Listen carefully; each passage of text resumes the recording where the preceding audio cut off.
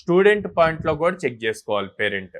So నేను ఇంత pay చేసి ఇన్స్టిట్యూట్లో జాయిన్ చేస్తున్నాను, వీళ్ళు ఎట్లాగా 100% ప్లేస్మెంట్ సపోర్ట్ ఇస్తా ఉంటున్నారు, ఇన్ని డ్రైవ్స్ ఇస్తా ఉంటున్నారు, ఈ సబ్జెక్ట్ నేర్పిస్తాము అంటున్నారు.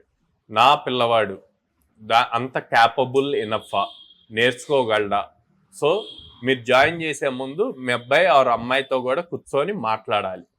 నేను ఇట్లా చేస్తున్నాను, ఓకే అయిపోయింది, ఏదో అయిపోయింది, 4 years డిగ్రీ అయిపోయింది, లేకపోతే బీటెక్ అయిపోయింది, జాబ్ రాలేదు. అట్లీస్ట్ నెక్స్ట్ 6 months నువ్వు ఫోకస్డ్గా ఉంటే గనక ఇక్కడ వీళ్ళు చెప్పినట్టు నేర్చుకుంటే నువ్వు జాబ్ తెచ్చుకోగలవు. ఇదిగో వీళ్ళు ఆల్రెడీ ఇంతమందిని ప్లేస్ చేశారు అని చెప్పు.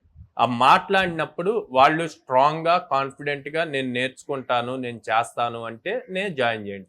ఫోర్స్ మాత్రం చేయొద్దు. వాళ్ళకి మైట్ బి ఇంకొక థాట్ ఉండొచ్చు, మీరు ఇప్పటి వరకు టైం ఇచ్చి ఉండరు వాళ్ళతో మాట్లాడటానికి పర్సనల్గా. సో వాళ్ళు మీతో ఎక్స్ప్రెస్ చేసి ఉండరు. ఒకవేళ లేదు నాన్న నేను ఇవి చేయను, నా డైరెక్షన్ వేరు, నేను ఇది అవ్వాలి అనుకుంటున్నాను అని చెప్తే దయచేసి వాళ్ళని ఫోర్స్ చేసి ఐటీ సైడే వెళ్ళాలి అని కాకుండా వాళ్ళు చెప్పిన సైడ్ మీరు గైడ్ చేయండి.